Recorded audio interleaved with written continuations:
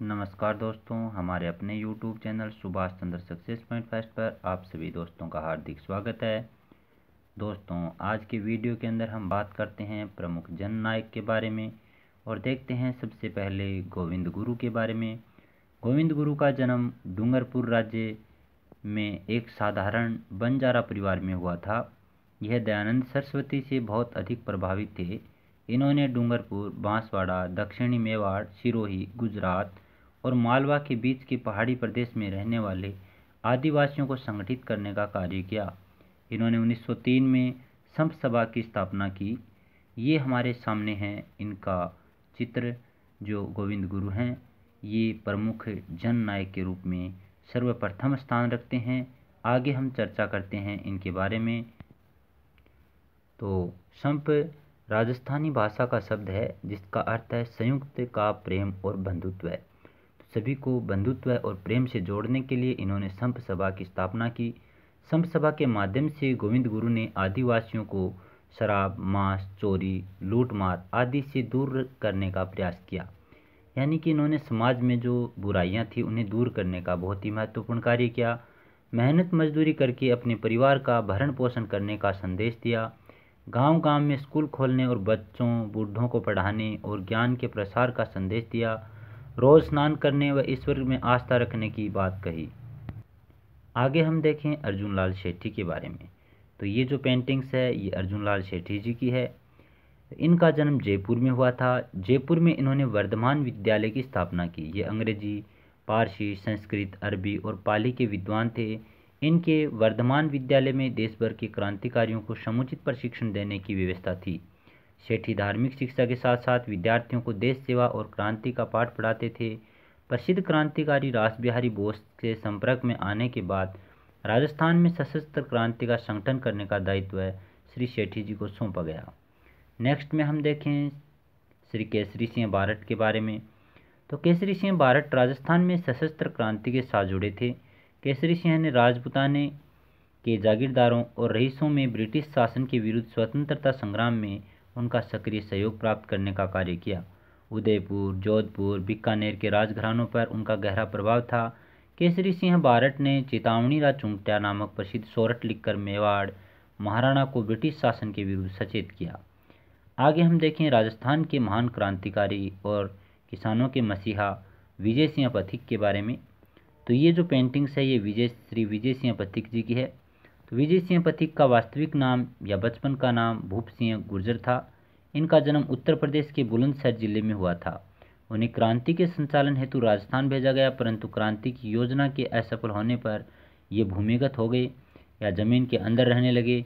बाद में विजय सिंह पथिक नाम से बिजोलिया किसान आंदोलन का इन्होंने नेतृत्व किया एवं 1919 में वर्धा में राजस्थान सेवा संघ की इन्होंने स्थापना की थी। तो ये बहुत बार पूछा जाता है राजस्थान सेवा संघ की स्थापना किसने की। तो इनका सही उत्तर होगा विजय सिंह पथिक। आगे हम देखें अगले राजस्थानी क्रांतिकारी के बारे में। तो सेठ दामोदर दास राठी।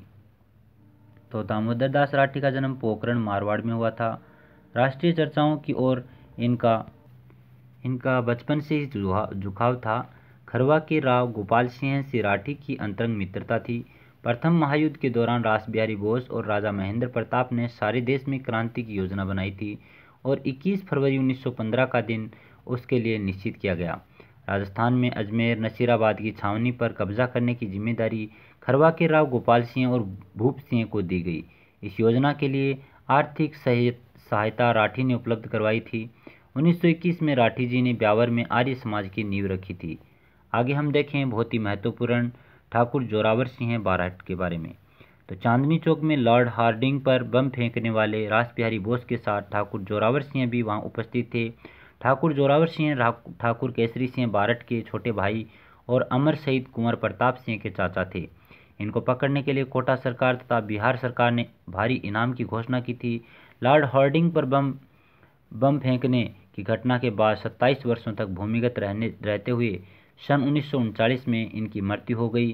तो ये थे हमारे सामने ठाकुर जोरावर सिंह बारट। नेक्स्ट में हम देखें कुंवर प्रताप सिंह। तो ये केसरी सिंह बारट के पुत्र थे। इन्होंने रासबिहारी बोस के साथ क्रांतिकारी गतिविधियों में भाग लिया। प्रताप जोधपुर होकर आ रहे थे तब इनके परिचित नाडा स्टेशन मास्टर ने अपनत्व का ढोंग रचते हुए इन्हें गिरफ्तार करवा दिया। इन्हें बरेली जेल में भेज दिया गया और कठोर यातनाएं दी गई। साथ ही क्रांतिकारियों की जानकारी प्राप्त करने के लिए प्रलोभन भी दिए गए, लेकिन इन्होंने अपने साथियों के बारे में नहीं बताया। इनके धैर्य और कष्ट सहिष्णुता के आगे सीआईडी के डायरेक्टर सर चार्ल्स क्लीवलैंड भी चकरा गए। ब्रिटिश सरकार की अमानुषिक यातनाओं का शिकार होकर बरेली जेल के अंदर अल्पायु में ही ये शहीद हो गए। राव गोपाल सिंह खरवा। तो राजस्थान में सशस्त्र क्रांति का कार्य खरवा के ठाकुर राव गोपाल सिंह व विजय सिंह पथिक को सौंपा गया। अंग्रेजों को पता लग जाने के कारण क्रांति की योजना विफल हो गई। विजय सिंह पथिक व राव गोपाल सिंह को टाटगढ़ में नज़रबंद कर दिया गया। कुछ दिनों पश्चात ही दोनों वहां से लापता हो गए। गोपाल सिंह सलेमाबाद में पकड़े गए और तिहाड़ जेल भेज दिए गए। सन 1920 में रिहा होने के बाद ये रचनात्मक कार्यों में संलग्न रहे। आगे हम देखते हैं महत्वपूर्ण शब्दावली के बारे में। तो सबसे पहले बात करते हैं बेगार के बारे में। तो बिना मजदूरी के बलपूर्वक कराया जाने वाला काम बेगार कहलाता है। सत्याग्रह की बात करें तो सत्य के लिए किया गया हट या आग्रह होता है। लाग बाग की बात करें तो जागीरदारों द्वारा अपनी जनता से लिया जाने वाला लागत कर और बेगार। चौवरी कर की बात करें तो जनता से बेटी की शादी पर जागीरदार द्वारा लिया जाने वाला कर।